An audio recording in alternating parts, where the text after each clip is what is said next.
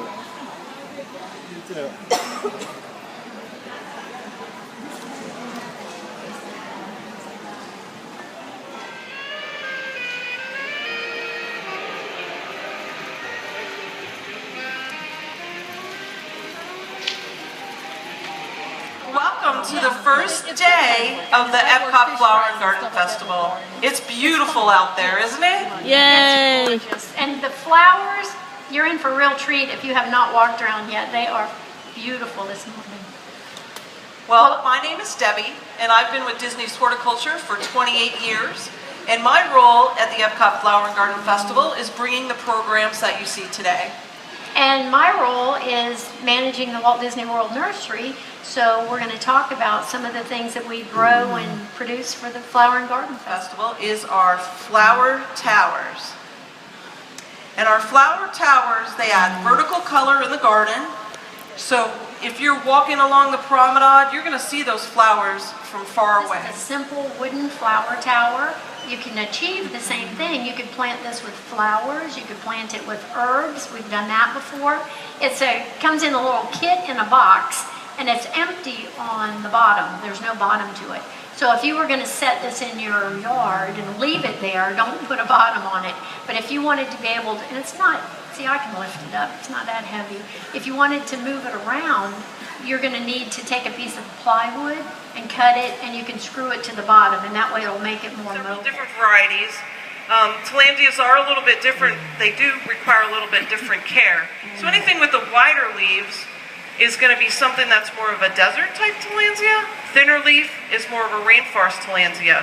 But to care for them at home, you're going to spritz them with water, and every once in a while I would dunk them in a bucket of water, really just drench them.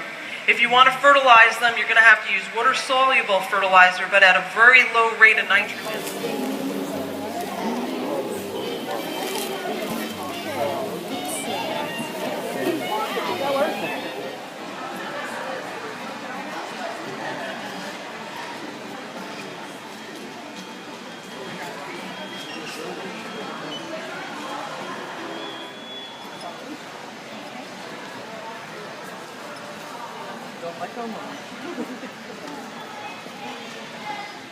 Yay! That's an exciting group to talk about seed. It is. Do we have any gardeners in the audience today? How many people grow things at home? That's fantastic. That's fantastic. That's great. Well, we're going to talk about seed today. And Eric and I are here today on behalf of the American Seed Trade Association, so the ASTA. And the ASTA is really cool because it was founded in 1883 and represents 700 different companies in seed industry. Plant breeding companies, turf grass companies, anything to do with seed. And our helpers. That's right, that's right. Thank you. Okay, so who thinks, with your applause, who thinks that these are string beans? Let's have some, let's lay your hand for string beans. Okay. Do we have, what about corn? Anybody think this is corn?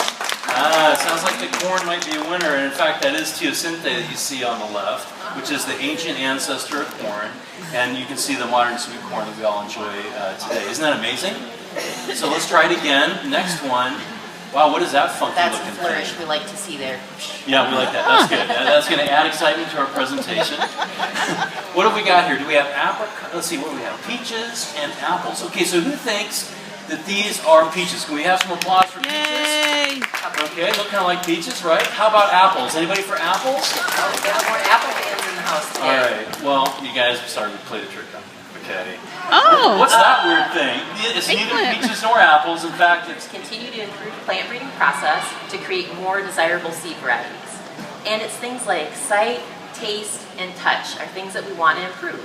And you know, it's a pretty simple process. We plant seeds, and then we observe the variation, we cross them together, and we do it all again, basically. It's one big cycle and circle. We have a lot of cool tools now and innovations that can help us do it a little bit faster. that's right. And so, Did you know, Eric, did you know? I don't know if I do. See if he knows. Did you know, I had gotten a question from you about saving seed, and that was actually one of the things. All of our Even what we feed our animals and the fuel for our cars, just to name a few. So it's one of the most important things in our lives, and it all starts with this magical seed. And so did you know, we were talking earlier about, Jesse was talking about doing things more sustainably, trying to develop varieties that needed fewer pesticides and so on. When you're watering your gardens, one thing that you probably know, but I'll say it for those that don't, if you water a lot early on, what often happens is you don't get good root development, and you're better off when you're starting your garden out in the spring to water more deeply and less frequently, so that you get a really nice root set on your new plants, and they're going to tolerate the environmental changes over the course of the summer better and give you better product.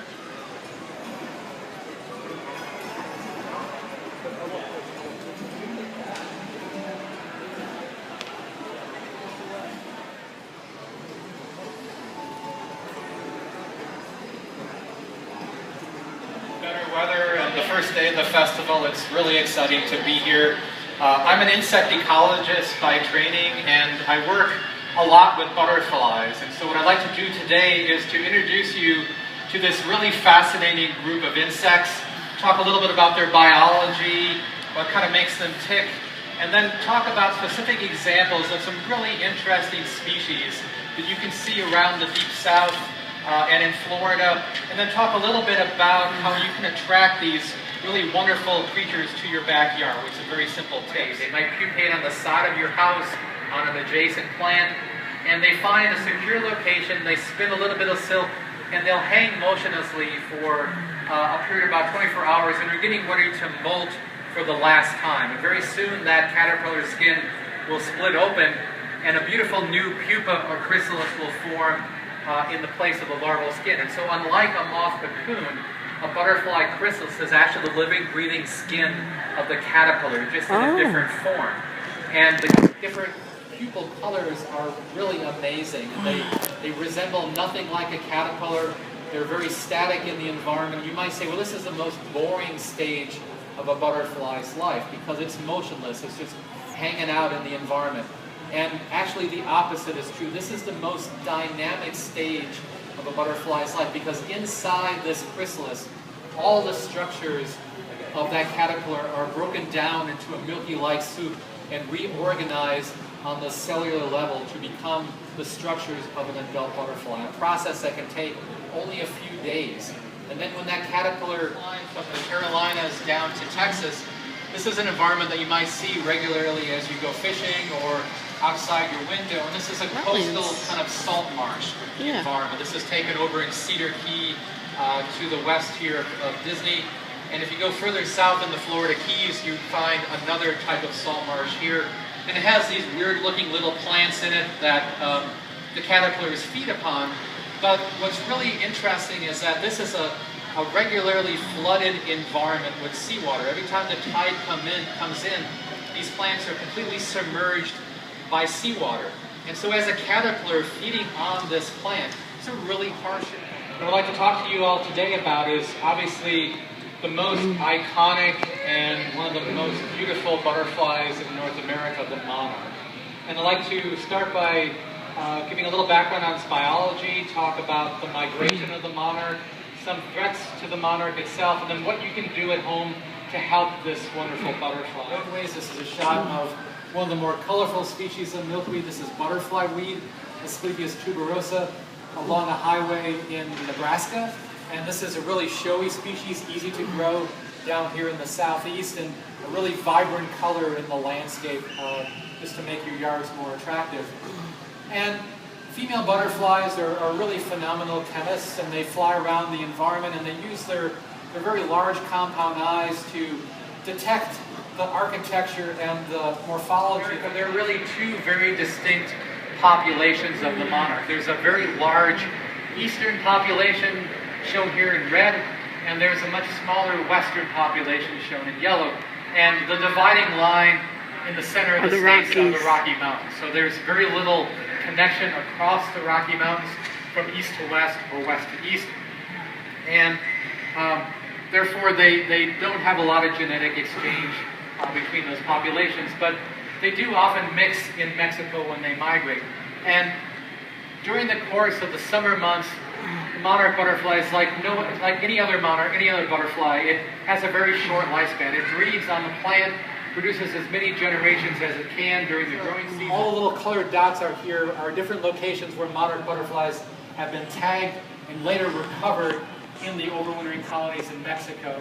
And then the graph on the right is the opposite journey back northward. So each dot represents a homeowner letting people know, letting scientists know, when was the first time you recorded an egg or a monarch caterpillar in your landscape. So it shows how the recolonization of eastern North America is going every year. So these two kind of seasonal trends give us as scientists a lot of information about what's happening in real time on the ground and how healthy is the monarch population from one year to the next. Really, really valuable information. And then of course we can use good selective choices in our home landscape, and there are a whole series of programs through Monarch Watch for monarch way stations where just a few simple plant choices can transform your yard, large or small, into really a haven for the monarch butterfly. And we also know that by planting milkweeds and flowers for the monarch butterfly, we're not just creating a haven for monarchs, we're creating a haven for wildlife. So other birds, bees, other insects are going to use these same plants.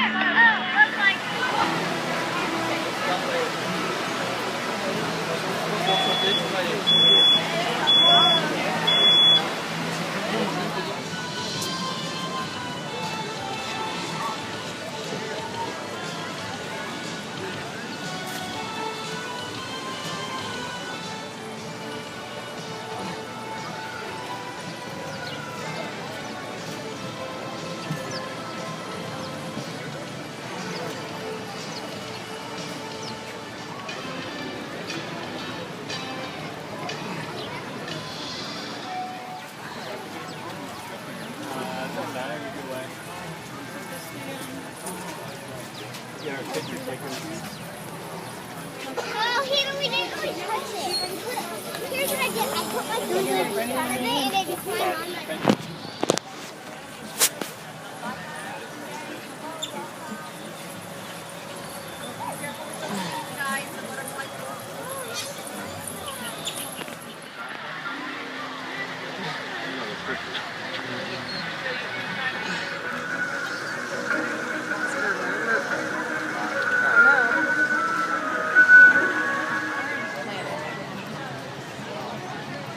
Huh?